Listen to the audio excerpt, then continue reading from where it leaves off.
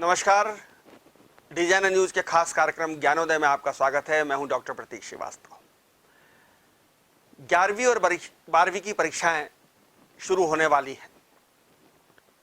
बच्चों के साथ साथ, विद्यार्थियों के साथ साथ पेरेंट्स में भी ये चिंता का विषय है कि 11वीं 12वीं के बाद बच्चों को किस स्ट्रीम में डाला जाए, उनका करियर क्या होगा, करियर की दिशा क्या होगी।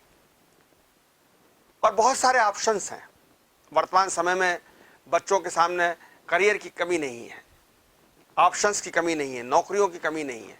लेकिन सवाल यह है कि आपको एक बार सही दिशा मिल जाए, और सही दिशा के लिए ज़रूरी है काउंसलिंग। सही दिशा के लिए ज़रूरी है कि कोई आपको मार्गदर्शन दे कि आप किस चीज़ के लिए बने हैं और आपको क्या करना है, और जो करना चाहते हैं, जो बनना चाहते हैं, जो करियर बनाना चाहते हैं, उसके लिए सही तरीका क्या होगा, उसके लिए मोटिवेशन क्या होगा, उसके लिए प्रेरणा क्या होगी। अगर ये चीज़ आपको पता पड़ जाए तो निश्चित रूप से आप सफल हो सकते हैं।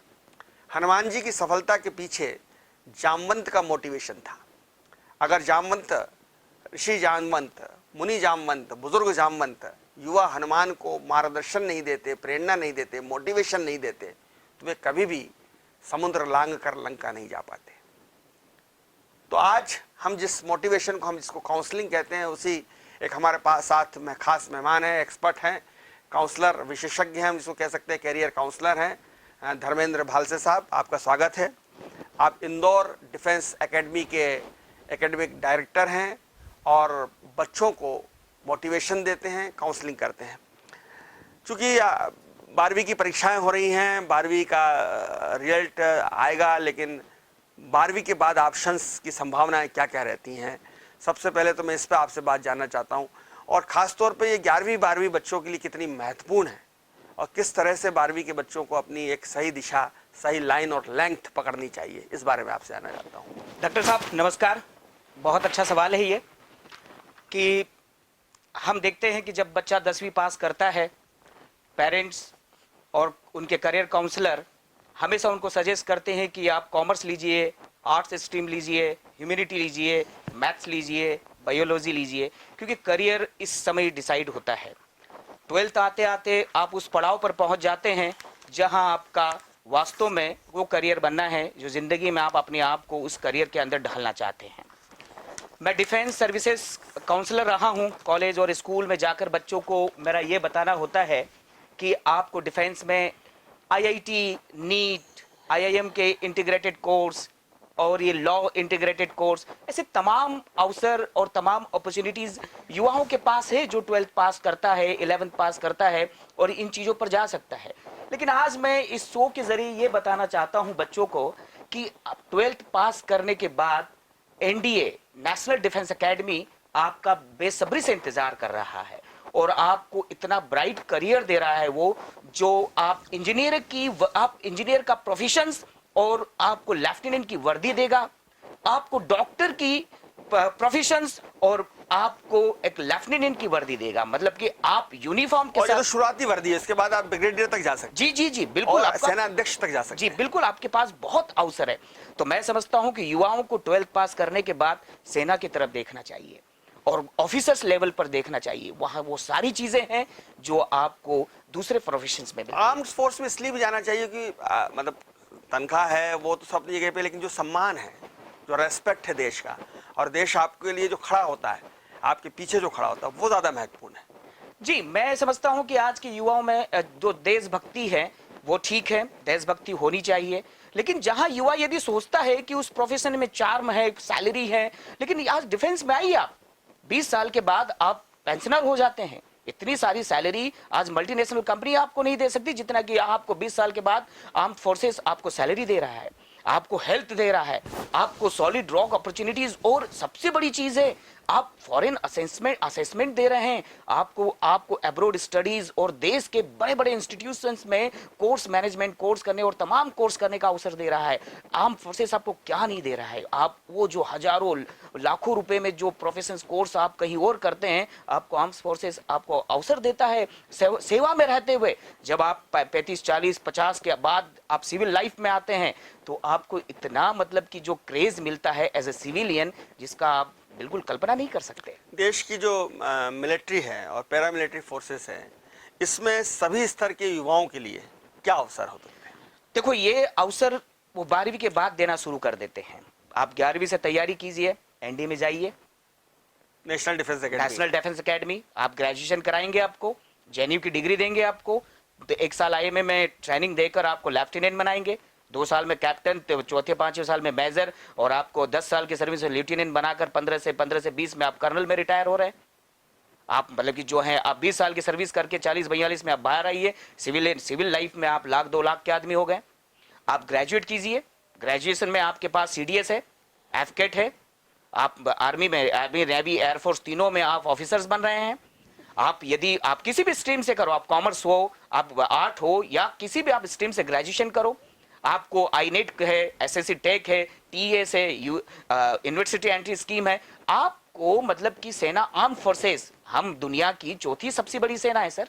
अब बहुत बड़ा, हमारी इंडियन आर्म फोर्सेस बहुत बड़ा रिक्रूटर्स है, बहुत बड़ा एम्प्लॉयर्स है।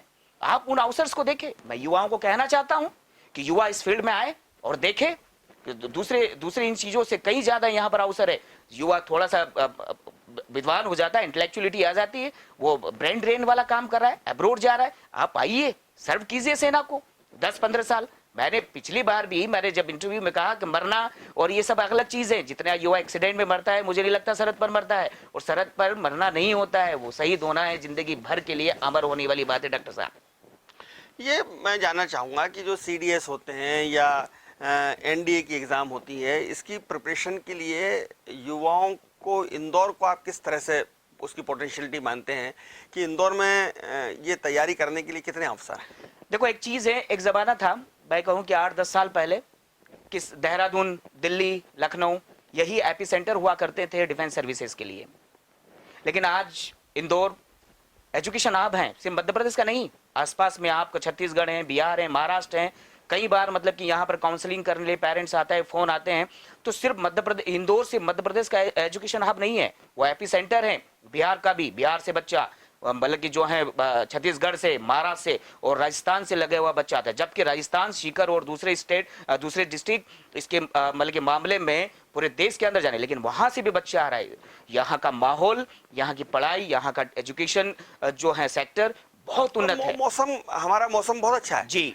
और डिफेंस में तो जिस तरह का आप जिक्र कर रहे हैं, वहाँ गर्मियों में 52 डिग्री टेम्परेचर हो जाता है, बिल्कुल, ठंडों में माइनस में चला जाता है। इंदौर में अधिकतम 42 डिग्री टेम्परेचर होगा और ठंडों में अधिकतम 10-12 रहेगा। तो मौसम बहुत अच्छा है, हमारे यहाँ क्लाइमेट, वातावरण अच्छा है, हमारे यहाँ क्राइम फ्री शहर है, ज़्यादा तनाव नहीं है, क्राइम नहीं है।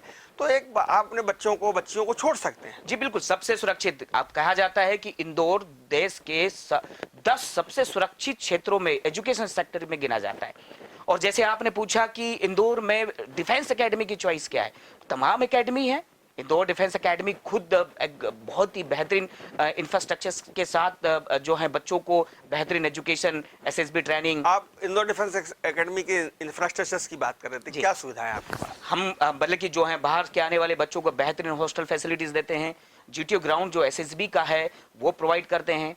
एक्स ऑफिसर्स समय समय पर क्लासरूम के अंदर बच्चों को मोटिवेशंस देते हैं। अच्छी फैकल्टीज हैं, कोर्स मटेरियल हैं। मैं समझता हूं कि देहरादून पैटर्न पर एक बेहतरीन व्यवस्था करके रखी है। बच्चा आए, 12th के बाद आए, 10th के बाद वो सोचे सैनिक school, Indian military college, military schools के बारे में, रॉयल मिलिट्री स्कूल्स और मिलिट्री कॉलेज जो बनाया है देश ने, जहां 6ठी और 9वीं के बाद बच्चा एडमिट होकर सेना की तैयारी करता है। मैं तो समझता हूं कि वो 10वीं के बाद आए इन एकेडमीज में, और इन एकेडमीज की वो जो है अंदर की व्यवस्था और पढ़ाई देखें, आप सेना को सर्व करेंगे, चाहे वो आप सीडीएस लेवल से जाए या एनडीए या एफकेट या एसएससी टेक या तमाम चीजों से। इंदौर अच्छी व्यवस्था लेकर बैठा हुआ है।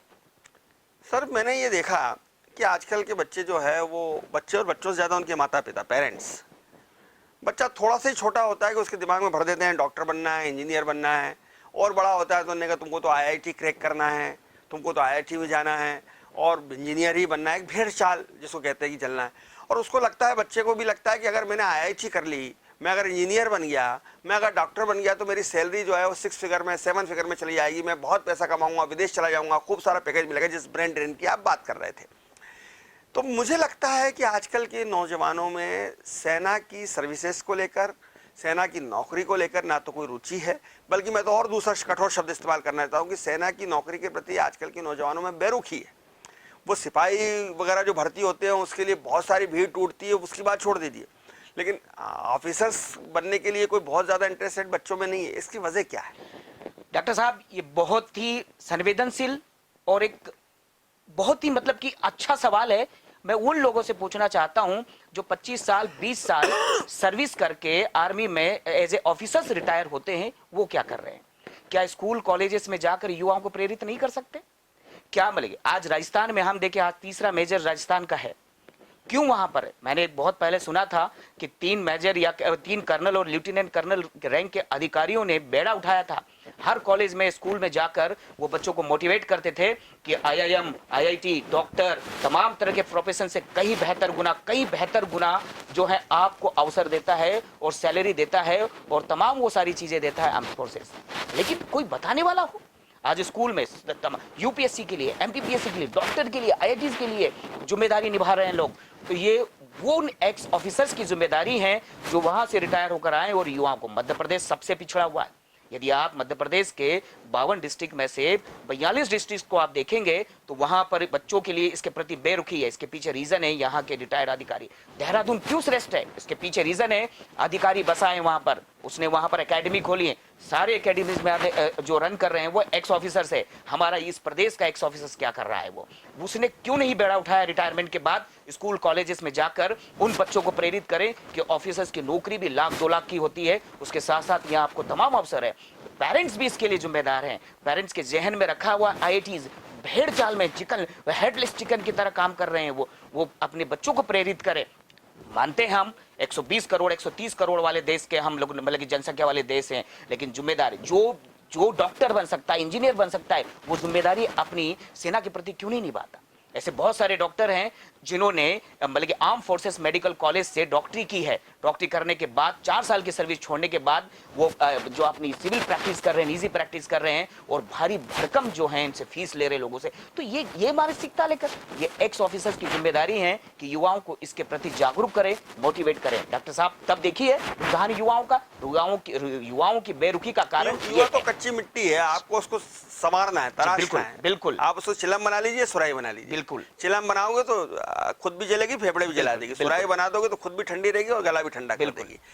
सही उम्र क्या होना चाहिए एनडीए की तैयारी करने के लिए, सीडीएस की तैयारी करने के लिए, एफकेट की तैयारी करने के लिए सही उम्र क्या होनी चाहिए? ये एज ए मैं करियर काउंसलर यहाँ बैठा हुआ हूँ तो बिल्कुल ये आपने बात सही कि डिफेंस की बात कि एनडीए में बच्चा जाना चाहता है तो पेरेंट्स सुने कि 10वीं के बाद सैनिक स्कूल, हमारे देश में 32 सैनिक स्कूल है, इंडियन रॉयल मिलिट्री कॉलेजेस है, इंडियन मिलिट्री रॉयल स्कूल्स हैं। ये 6ठी से आपको एडमिट कराते हैं। मतलब कि जब आपको सुनने में आता है, इस बार जो एनडीए 2 का फाइनल रिजल्ट आया है, एनडीए 1 का फाइनल रिजल्ट आया है, तो उसमें देखा है कि 40% विद्यार्थी या तो सैनिक स्कूल से या रॉयल मिलिट्री स्कूल से या रॉयल मिलिट्री कॉलेज से। क्या कारण इसके पीछे? सबसे बड़ी चीज है, बहुत जल्दी तैयारी शुरू कर दी उन्होंने 6ठी से 9वीं से। जो सिविलियन जो सैनिक स्कूल में नहीं जा सकता, उन कॉलेजेस स्कूल में नहीं जा सकता, और 10th के बाद बच्चों को जो है डिफेंस अकेडमीज के अंदर एडमिशन दिलाएं। 10th बहुत ही अच्छा होता है, पीसीएम दिलवाएं ताकि पीसीएम से बच्चा पीछे जा सकता है और आगे भी जा सकता है। लेकिन कॉमर्स और आर्ट्स से डिफेंस है तो पीसीएम दिलवाइएगा। बच्चा इंटेलेक्चुअलिटी उसमें ज़्यादा आती है, इंटेलिजेंट हो जाता है और अवसर भी नेवी, एयरफोर्स, आर्मी सभी में अवसर होता है। तो एनडीए के लिए 10th बहुत अच्छा है। और सीडीएस आप जाना चाहते हैं, एफकेट जाना चाहते हैं तो 12th बहुत अच्छी उम्र है। फर्स्ट ईयर के साथ आप 3 साल का प्लान लेकर जाइए और एनडीए में 2 साल का प्लान लेकर जाइएगा। मैं नहीं समझता हूं कि आप खाली हाथ लौटेंगे। आप 3 साल के बाद इंडियन आर्म फोर्सेस में ऑफिसर्स का पद लेकर बैठेंगे। हमने सुना है कि यूजी कोर्स होते हैं पीएससी आईएएस में, यूपीएससी के अंदर बच्चा खाली हाथ नहीं लौटता। कहीं ना कहीं या तो यूपीएससी में, यूनियन पब्लिक सर्विस सर्विस में, या स्टेट के अंदर कोई ना कोई पद लेकर बैठ जाता है। इन द सेम वे यहाँ पर आइए आप, एनडीए में ये नहीं तो सीडीएस में, सीडीएस में नहीं तो एफकेट में, एफकेट में नहीं तो टीईएस के जरिए आप इंजीनियर भी बनोगे और वर्दी भी पहनोगे। नहीं मेडिकल आर्म फोर्सेस में, मतलब कि जो आर्म फोर्सेस मेडिकल कॉलेज में डॉक्टर भी बनोगे, लेफ्टिनेंट भी बनोगे। एसएससी टेक में आप सबको अवसर है पायलट बनने का। बच्चे हवा से देखो, एक आजाद शुक्ला मतलब कि जो है सीधा एसएससी टेक के जरिए आज फाइटर पायलट है। मतलब कि यहाँ पर पश्चिम निमाड़ का, मतलब जो पूर्वी निमाड़ का, मतलब कि जो है या निमाड़ क्षेत्र झाबुआ बेल्ट के पहला लड़का है वो। तो ये चीज हम देखें कि उसके पास कहां से, आप बहुत साल पहले मतलब कि जब वो क्लास में जब जीडी कर रहा होता है तो रुझान देखने में आता है कि नहीं ये वो।